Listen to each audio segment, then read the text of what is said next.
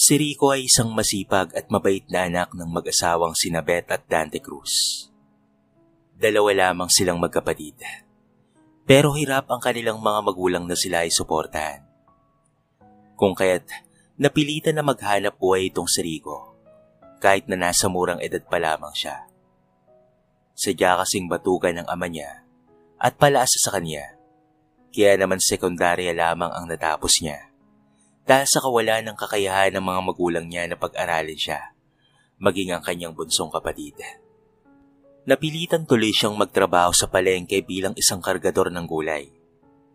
Nakakaraos naman sila at nabibigyan niya ng baon ng kapatid niya. Kakarampot na nga lang ang kanyang kita pero umaasa pa sa kanya ang kanyang mga magulang. Madalas na nga na sumuko si Rico, pero tinitiis na lamang niya dahil wala naman siyang ibang maaasahan. Rico, anong niluto mong agahan, anak? Bago ka umalis, magluto ka muna para kakain na lamang kami mamaya ng tatay mo, ha? Noodles lang, Hunay. Bahala na ho kayong magsaing dahil baka tanghaliin po ako sa trabaho ko. Ano? Nako, bakit di ka pa nagluto, anak? Masakit ang mga braso ko ngayon. Ang tatay mo naman ay hindi pa bumabangon yon. Ay, ganun ho ba, Nay? Sige ho, isasalang ko na po muna ito. Tapos kayo na pong bahalang tumingin, ha? Malapit na ho kasing lumiwanag eh. Kaya dapat ay maaga po ako sa palengke. Sige, isalang mo na lang dyan. Napailing na lamang itong si Rico dahil lahat ay sa kanya inaasa. Maliit na bagay na nga lang ay siya pa ang gumagawa. Kaya naman ang makakilala ito ng babaeng napusuan niya ay labis ang tuwa ng binata dahil sa wakas ay may makakatuwang na siya dahil tiyak niyang ito na ang babaeng papakasalan niya. Mabait naman si Arlene. May kaya ito sa buhay.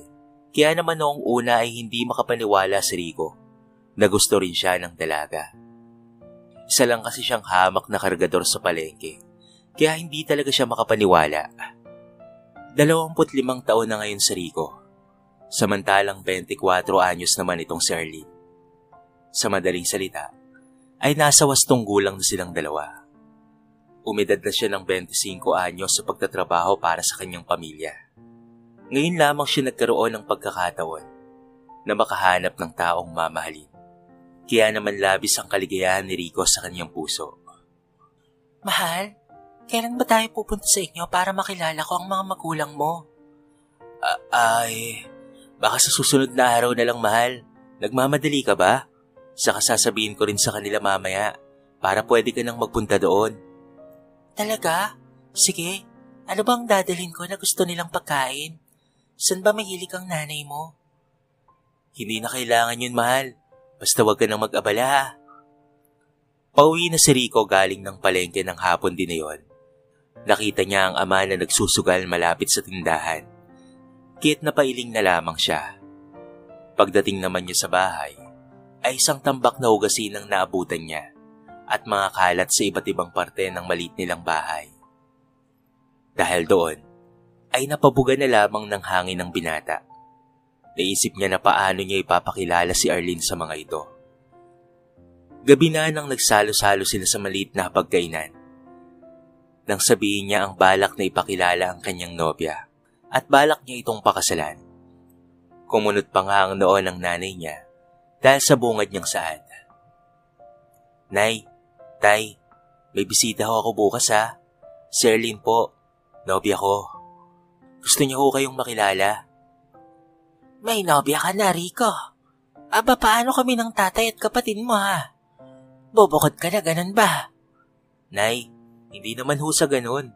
Siyempre ho, gusto ko naman na makapag-asawa para may mag-aasikaso naman ho sa akin. Ang sinasabi mo ba ay pagod ka na sa amin? Kaya bubukod ka na para hindi ka makapagbigay sa pamilyang ito. Nay, hindi naman ho ganun ang gustong sabihin ni Kuya. Saad ni Nico, ang kanyang kapatid na 17 taong gulang. Bakit naman, anak? Bakit mo naisipan na mag-asawa? Pagod ka na ba sa amin? Hindi naman ho, Itay. Ang gusto ko lang naman ho, ay yung may magluluto naman para sa akin. Yung may maglalaban ng mga damit ko at may mag-aalaga. Ganun ho ang ibig kong sabihin. Katulong naman pala ang gusto mo, anak. Matawa-tawang sabi ng kanyang ama. Hindi kasi nito naiintindihan ang kanyang nais na ipunto. Bahala ka. Mag-asawa ka kung gusto mo. Tumayo sa harap ng hapag ang kanyang ina dahil mukhang dismayado pa ito. Nagtaka pa si Rico dahil imbes na matuwa ito ay parang nagalit pa sa sinabi niya, kaya't napailing na lamang ang kapatid niya maging siya. Natapos ang hapunan nila at nagpresenta na si Nico na siya na ang maghuhugas ng mga pinggan. Kuya, huwag mo nang pansinin si Inay at Itay. Hayaan mo sila. Basta ako susuportahan kita dyan. Nagtataka nga ako eh. Sa halip na matuwa ay nagalit pa ata sila. Ewan ko ba kay Inay at Itay? Ayaw ba nila akong sumaya? Hindi naman siguro kuya. Hayaan mo na lang sila. At baka nabigla lang rin si Inay kanina. Sana nga. Kasi mabait naman si Arlene. Saka hindi mata pobre kahit pagaling sa marangyang buhay. Tataka nga ako eh kung bakit nagustuhan niya ako. Ang yaman-yaman nila. Pero handa ko siyang ipaglaban kasi mahal ko talaga siya. Ang ibig mong sabihin kuya, mayaman yung nobya mo?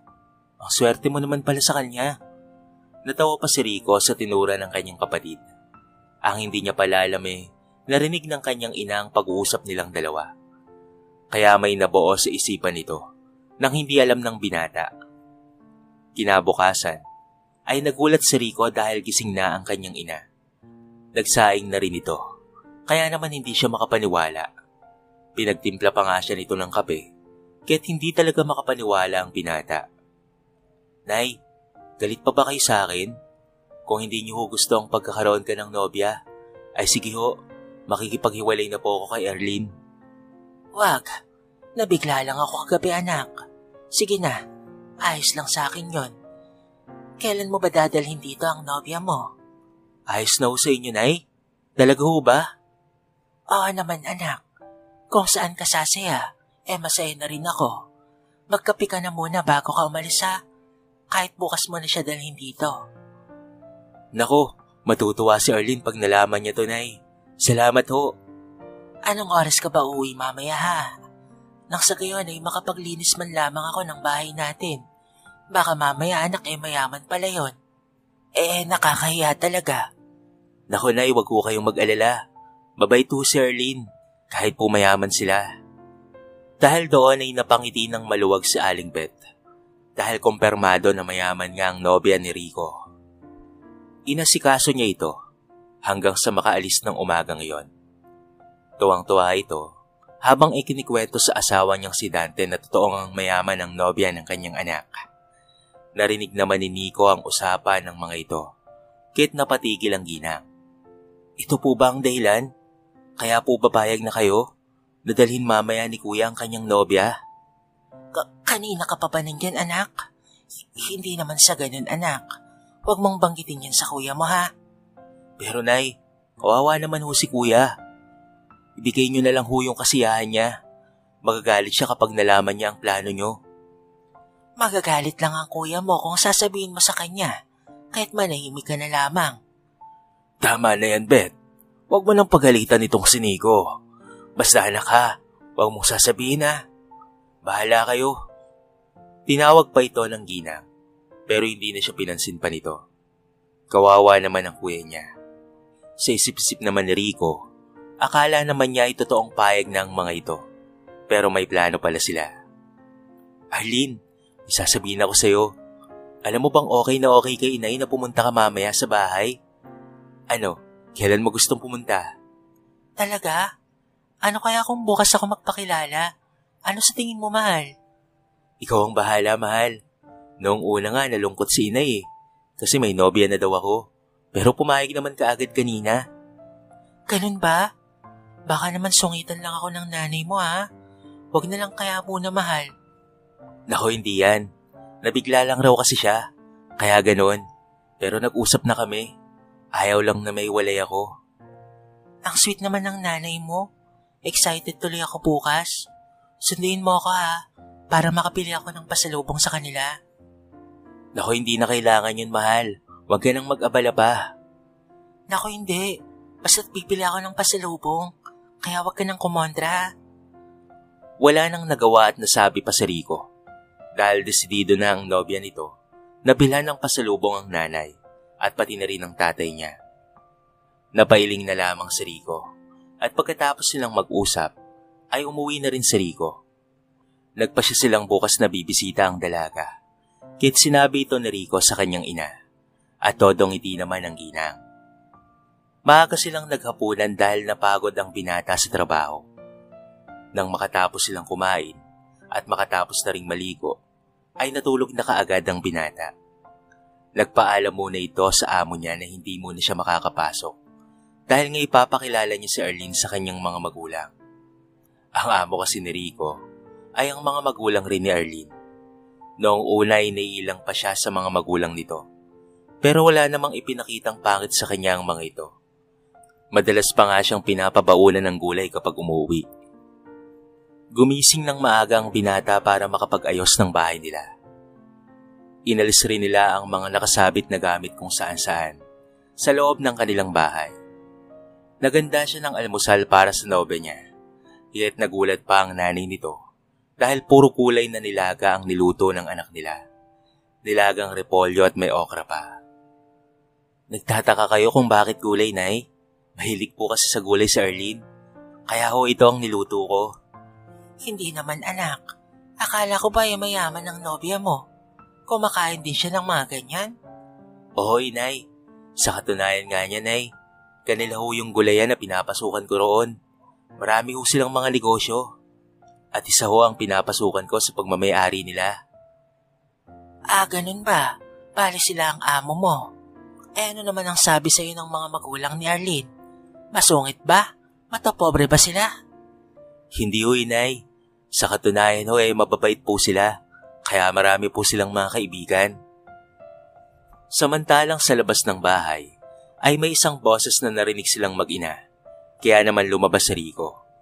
Nagulat siya dahil si Arlene pala ang may-ari ng boses na yon. May kasama itong isang bata na mukhang ito ang nagturo sa kanilang bahay. Mahal, bakit narito ka na? Di ba sabi ko sa'yo susunduin kita? Ang dami mong dala-dala. Sabi ko naman sa'yo huwag ka na mag-abala pa. Di ba nag-usap na tayo kahapon? Hayaan mo na. Ito ba ang bahay nyo? Salamat po ha. Ito, masarap yan. Para sa'yo. Salamat ulit ha. Sa susunod, huwag kang pupunta dito na ikaw lang ha. Mamaya may mga loko-loko dyan. Tapos pagtripan ka pa. Tara, pasok ka na. Naroon si Inay sa loob. Opo boss, hindi na mauulit. Ang kulit. Bigay mo na nga sa akin yan. Ang bibigat pa nito oh. Naabutan nila ang nanay ni Rico na nagwawalis. Kaya nang makita sila nito, ay natuwa talaga ito dahil maraming bitbit sa kamay ngayon si Rico.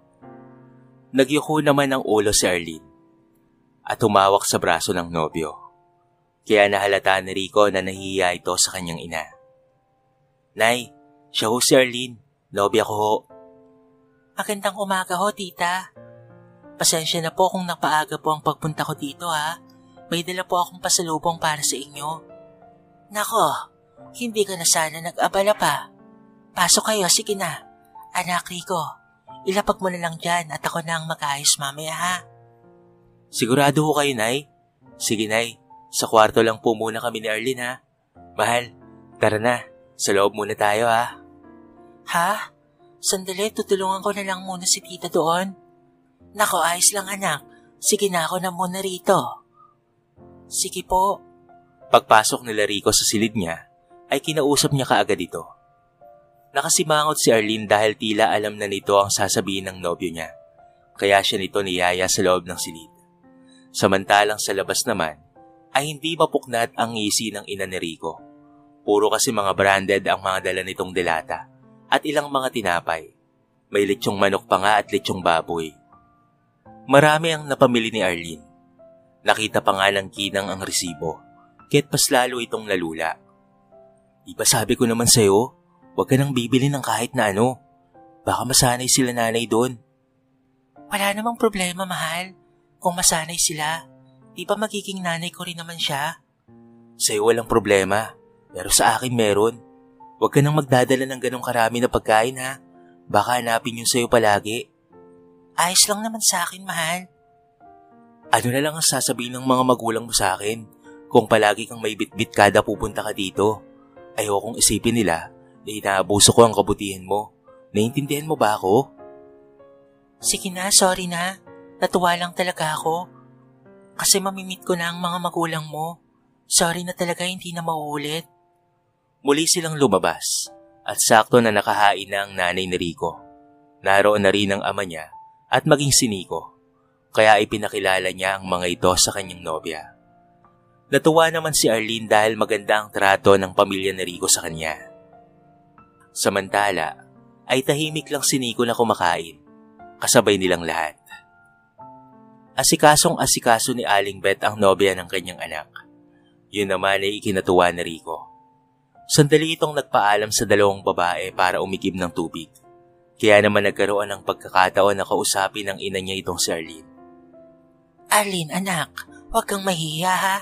Kung may gusto ka, sabihin mo lang sa akin. Saka, salamat pala doon sa mga dala mo ha. Nagustuhan niyo po ba, tita? Akala ko po kasi ayaw niyo at hindi niyo kukunin. Sabi po kasi sa akin ni Rico na wag na akong magdala. Nakakahiya rin po. Nako, gustong-gusto ko ang mga dala mo, iha. Maraming salamat sa mga iyon. Ngayon lang kami nakatanggap ng ganon. Kahit nga gamot ay hindi kami makabiling mag-asawa. Dahil alam mo naman na si Rico lang ang nagtatrabaho para sa amin. Paawang boses ng matanda. Ganun po ba? Nagagamot na po pala kayo? Magkano po ba ang gamot nyo? Sandali po ha. Pasimple na sinilip ng ginang ang wallet na kinuha ni Arlene sa dala nitong bag. Nanlaki ang mga mata nito nang makita ang malaking halaga na naroon at biglang hinawakan ng dibdib. Ito po, tita. Huwag niyo na lamang pong sabihin kay Rico ha, na binigyan ko po kayo ng pera. Kung may kailangan po kayo, ay sabihin niyo lang po sa akin ha. Nako, ang laking halaga nito anak. Pero salamat ha. Makakabili na rin ako ng damit at gamot namin. Ano yan, Nay? Anong bibilhin nyo? Ang haba ng pila roon kaya medyo natagalan ako. Anong pinag-uusapan nyo? Wala naman anak. Ano lang, nagkikwentuhan lang kami nitong si Arlene. Nababilis ka raw magtrabaho sa kanila. Oo, mahal. Nagkikwentuhan lang kami. Pwede na ba akong mag-CR? Oo, hatid ko lang yung tubig doon ha. Sunod ka na ha. Ngumiti si Arlene kay Aling Beth ng pasimple. Kaya tumango ito sa dalaga. Hindi na yun nakita ni Rico dahil tumalikod na ito kaagad para dalhin yung dala niyang tubig sa banyo. Ilang beses na rin na dumadalaw si Arlene sa bahay ni Rico. At dahil nga nobyo naman niya ito, ay pinagkatiwala ng mga magulang ni Arlene ng isang pwesto kay Rico. Dahil doon ay medyo naging busy ang binata. Hindi niya nag-aano pang naaasikaso ang kanyang nobya. Kaya naman minsan, ay nagugulat na lamang itong si Rico na naroon na pala ang kanyang nobya sa kanilang bahay at palaging kakwentuhan ng kanyang ina. Pansin rin ni Rico ang mga bagong damit ng mga ito. Pero naisip niya na baka naman may sideline na ang kanyang ina. Pero minsan niya nang nahuli na may iniabot na pera si Arlene sa nanay niya. Kaya't kinutuban kaagad si Rico. Kaya isang umaga ay tinanong niya ito kung humihingi ba ito ng pera sa nobya niya. Pero tumanggi naman ang nanay niya. Nay, ano po yung nakita kong iniabot ni Arlene sa inyo na pera noong isang araw? Humihingi po ba kayo sa kanya ng pera? Ha? Nako, hindi anak. Bakit mo naman nasabi na humihingi ako? Nakita ko kasi kayo na may iniabot sa inyo si Arlene. Ayun ba? Nako, sukli ko yun anak. Nakisuyo kasi ako na baka pwede niya akong ibili ng pampalasa. Baka yun yung nakita mo. Akala ko naman ay binibigyan niya na kayo ng pera. Huwag kayong hihingi sa kanya, Nay ha. Nakakahiya sa mga magulang niya. Ako na ho kasi ang tumatao sa kabilang pwesto nila. At malaki ho ang utang na loob ko sa kanila. Nako, hindi anak. Saka masama naman ba kung humingi ako mapapangasawa mo naman yon. Kahit na ho, Nay, pangit pa rin pong tignan. Hindi na kumibo pa si Aling Beth. Ilang beses na rin kasi siyang humingi ng pera rito nang hindi nalalaman ni Rico. Pagdating ng kanyang ama, ay humingi ito ng pera sa nanay niya na kanyang ipinagtaka. Ano ka ba, Dante? Ipinatalo mo na naman sa sugal yung pera? Tumigil ka na nga dyan. Anong pera, Nay? May pera pala kayo? Kaya pala madalas na mga bago ang damit na suot nyo. Ano ho bang sideline nyo ngayon? Diyan na nga kayong mag-ina.